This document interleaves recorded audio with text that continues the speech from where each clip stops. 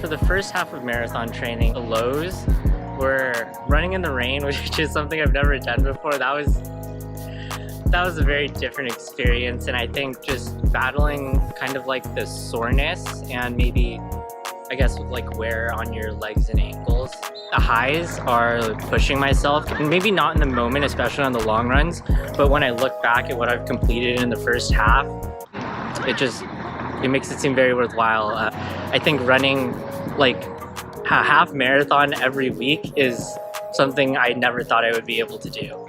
Going into the second half of training, I think what I'm looking forward to is just pushing myself not only physically but mentally.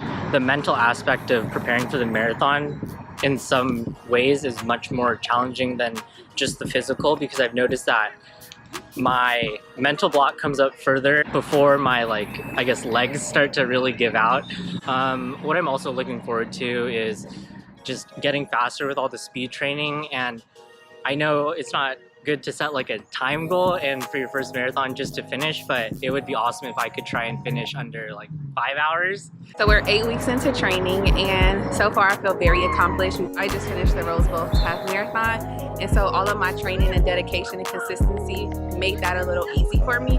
So right now I'm in the point where I'm really excited and still looking forward to the big day. Going into the second half of training, I am feeling nervous because it's a lot of miles that's coming up, right? And so I keep like saying to myself, like, if I want it bad enough, I'll continue to be consistent. I'll continue to show up regardless of how tired I am, regardless of how much is on my plate.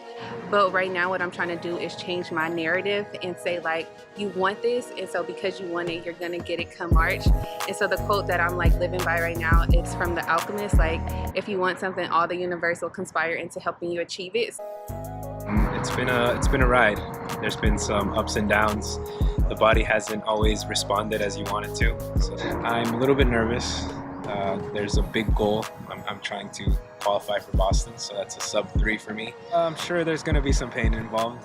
You know, the long mileage always is a little bit difficult mentally as well. To hit those 22s and 23s, having to be out there for like 2.5 hours, it can be a little bit draining. And then, you know, you still got speed workouts on Wednesday.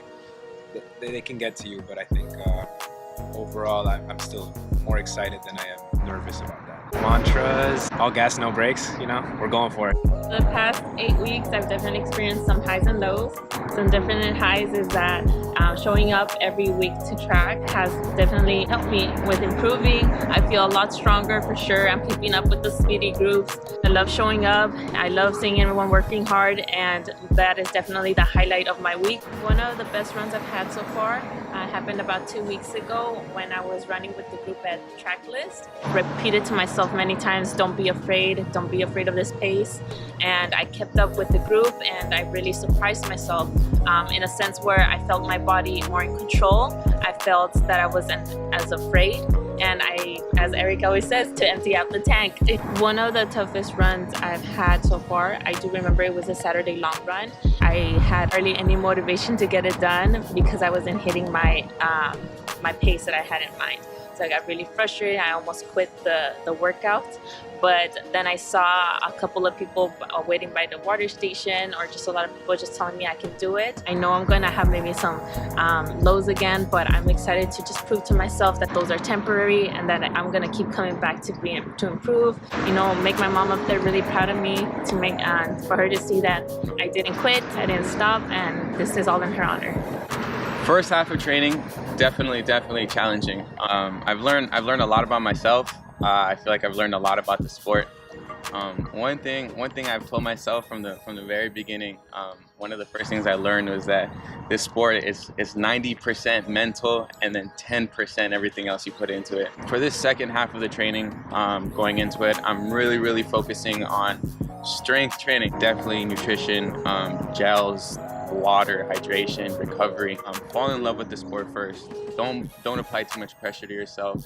Celebrate the little wins, and don't compete with anyone else. The biggest competition is yourself.